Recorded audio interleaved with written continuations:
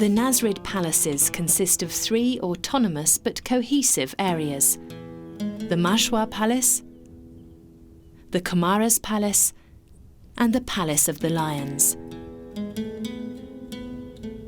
Although they form part of an ensemble, each individual palace can be assigned to a particular sultan.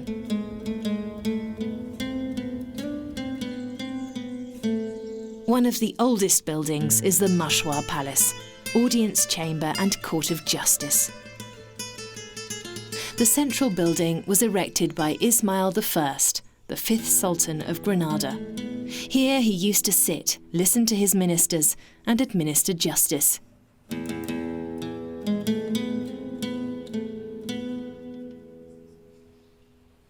واهنأ بمبناك السعيد فإنه كهف اليوم مشورة وعطائي لله منه قبة مرفوعة دون السماء تفوت لحظ الرائي. Again, verses by Ibn al-Hatib conjure up an image of the original chamber. Congratulations on your successful construction. Sanctuary for days of council and dispensation. How beautiful its cupola, that, high as the sky, rises up above the gaze of the observer. The cupola, which was made of wood and coloured glass, no longer exists.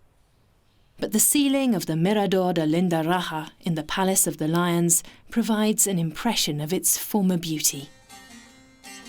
There are conflicting statements about Sultan Ismail in historical chronicles. In the year 1319, the Spanish princes Pedro and Juan attempted to capture Granada. They and many other Christian knights paid with their lives in the Battle of the Sierra Elvira. Some sources report that Ismail arranged for Prince Juan's body to be sent back to Cordoba, escorted by a guard of honor. Others, primarily Islamic sources, claim that Juan's stuffed corpse was hung from the gate of the Alhambra, a propaganda war in the Middle Ages.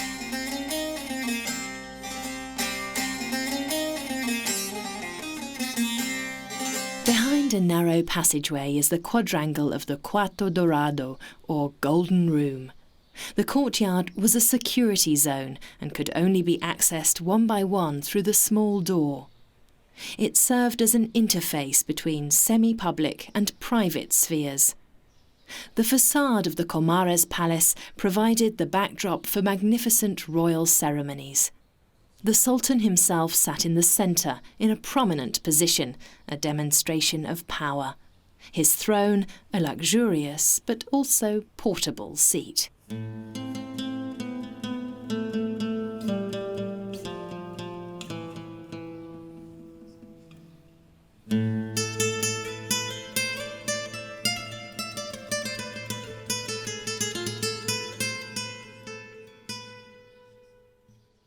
Directly alongside the throne, there is a corridor which leads in a zigzag direction to the Comares Palace proper.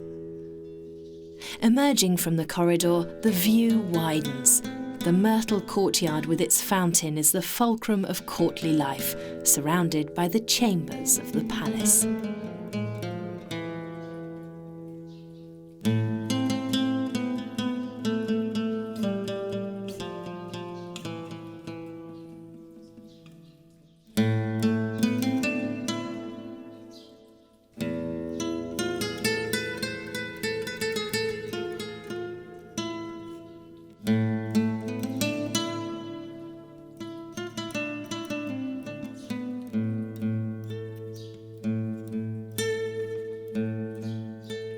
The Comares Palace was built by Ismail's son Yusuf I.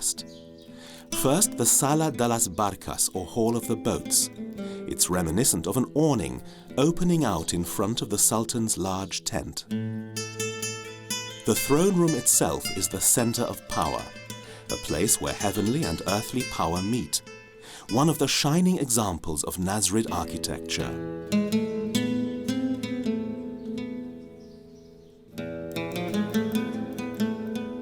One of the 9 alcoves stands out from the regular decor. This is where the Sultan resided.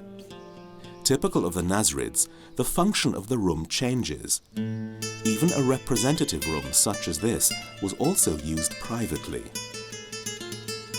While he was in office, Yusuf I built the famous Madrasa Academy in Granada, a center for knowledge and faith.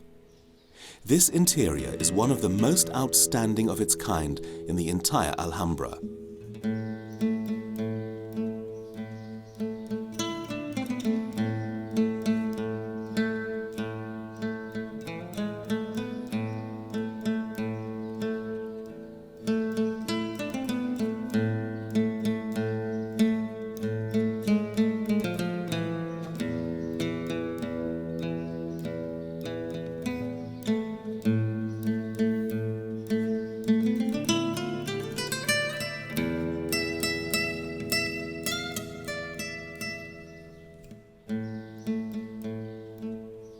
The ceiling is a masterpiece of Islamic artistry. The wooden construction is a representation of heaven. The soul of the devout must overcome 7 heavens. The 8th is paradise, the throne of God, a small cupola with a typical stalactite vault.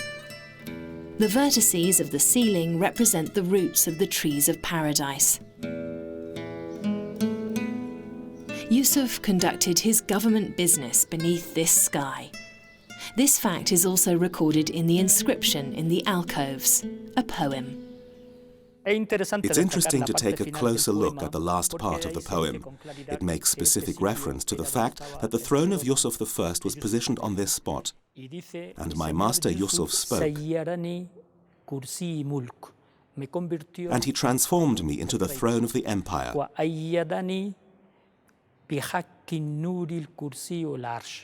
which protects me with the heavenly light, the chair and the throne.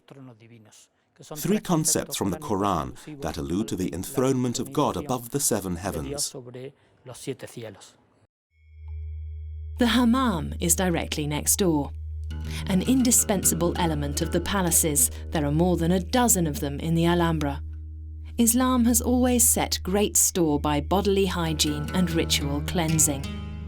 But for guests, a visit to the bathhouse was also a pleasurable, convivial experience. The Sala de las Camas, or Hall of the Beds, was a place to get changed and relax. Most striking here are the hall's decorative elements, the pillars, the wood panelling. Everything is brightly coloured. Only the pillars, fountains and floor coverings are original. The vibrant colours of the plasterwork were applied during the course of the 19th century. They nevertheless provide a good impression of how the interior space of the Alhambra may have looked. The wall decorations were multicoloured, primarily black, red and blue. Passages from the Quran were set with gold leaf.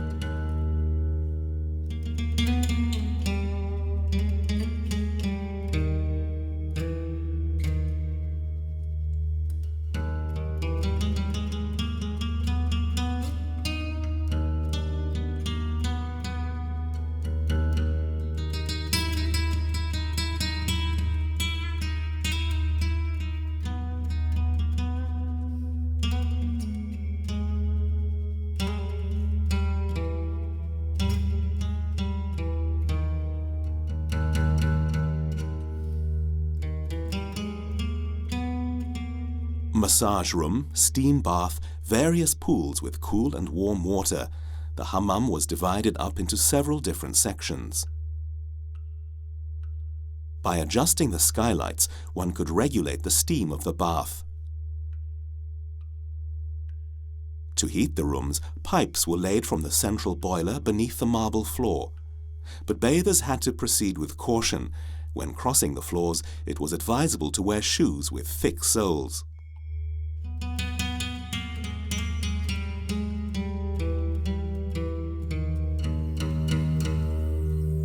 The Nasrid Empire attained its economic and cultural heyday in the mid-14th century. Towering figures of Muslim spiritual life came to visit Granada.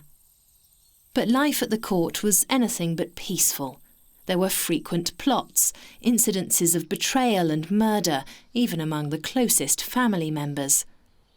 Few rulers of the Alhambra died a natural death, and neither did Yusuf. On the 19th of October 1354, the Sultan was at prayer when he was stabbed by a madman. He called out, the prayers were interrupted. But help came too late, and Yusuf died shortly after the attack, while his murderer was dismembered by the people.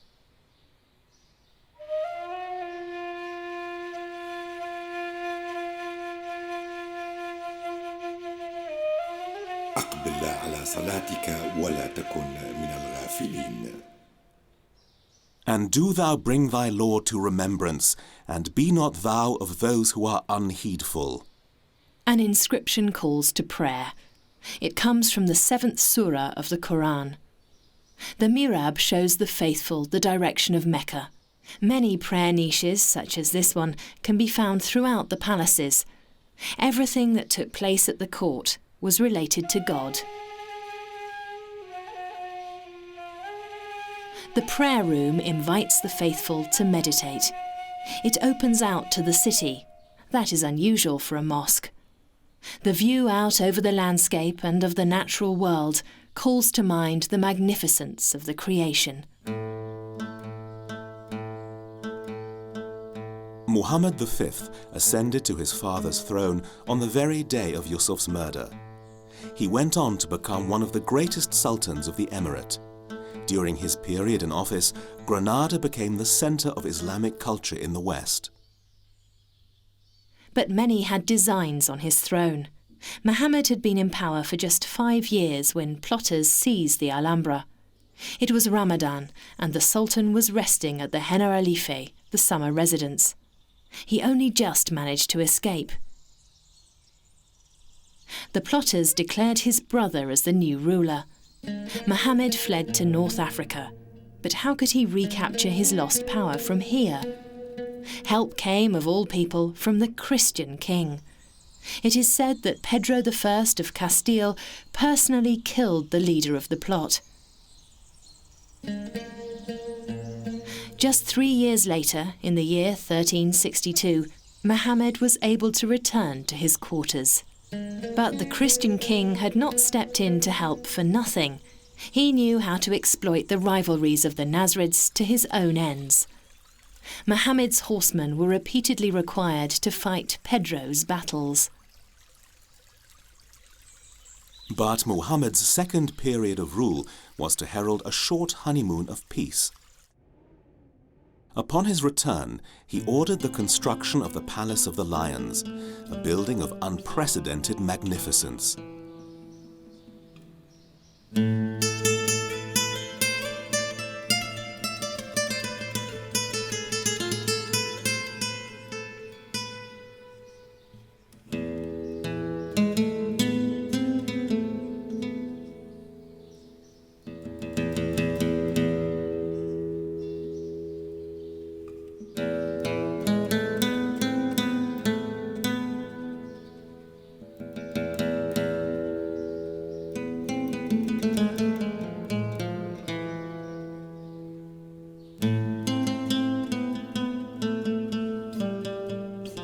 Here too the roofs are reminiscent of tents pitched around an oasis, the Lion's Fountain. The rows of pillars look like palm trees. Again, there's an interplay of enclosed and open spaces. For celebrations and music, the 4 main halls provided ample space, a place for entertainment, a place to forget the rigors of courtly protocol. A surprise. The Hall of the Kings is crowned by 3 vaults that are adorned with paintings of courtly scenes. These were created in the 14th century.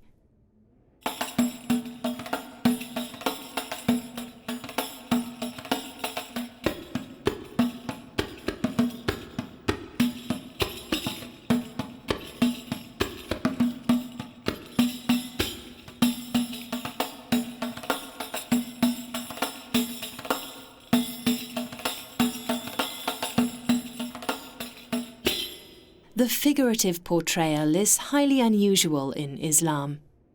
But the Nasrids were tradesmen. They maintained close ties to merchants from Genoa, Pisa and Venice, and it wasn't just about selling goods. A cultural exchange was also taking place. The pictures could have been works commissioned from Italian or French artists. Perhaps they represent scenes that took place in the halls and gardens of the Alhambra. Key figures of the court sit on cushions, taking part in animated discussion. Carpets are spread out in front of them. Their swords hang securely from their belts.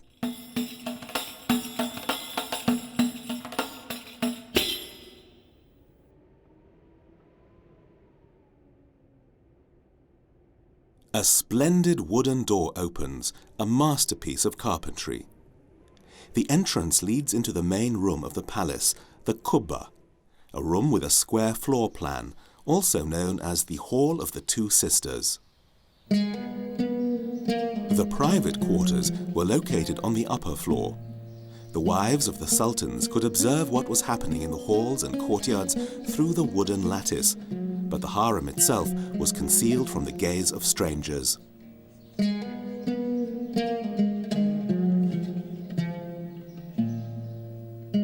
After the sultans, the royal poets were the most powerful protagonists at the court. They fulfilled many roles simultaneously, as explained by Ibn al-Khatib in his anthology of poetry, the Diwan. With the title of vizier, he bestowed upon me the right to attend the Great Council, to enforce judgments, and to draft letters, as well as military supreme command in the district of Orhiva.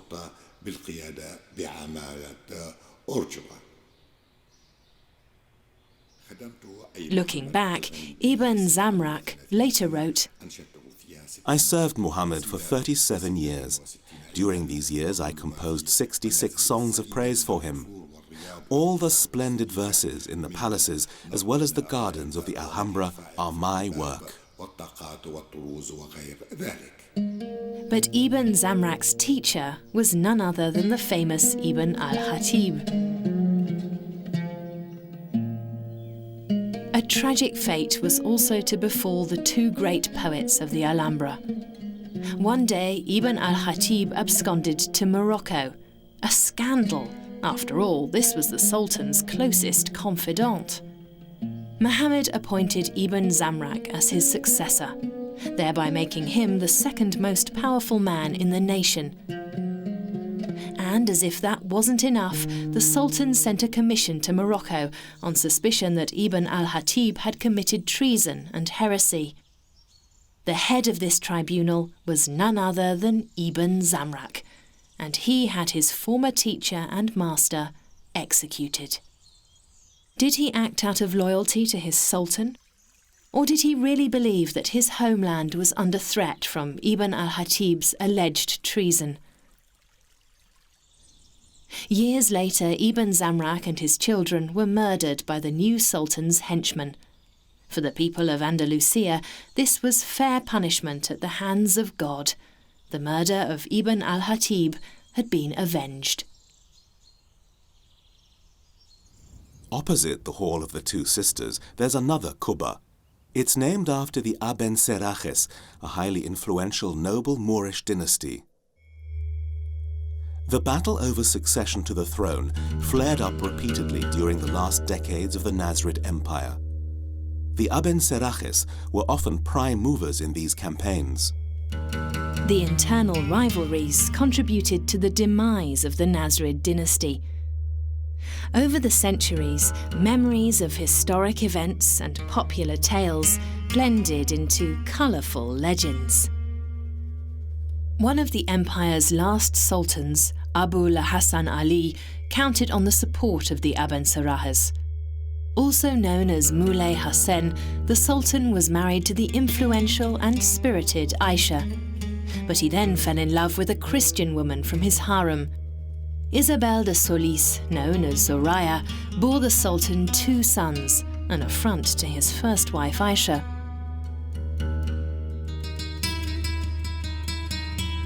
The Abencerrages threw their backing behind Aisha.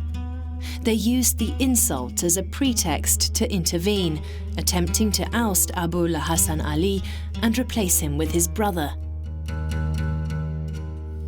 But the conspiracy of 1470 failed, and the Sultan's revenge was terrible.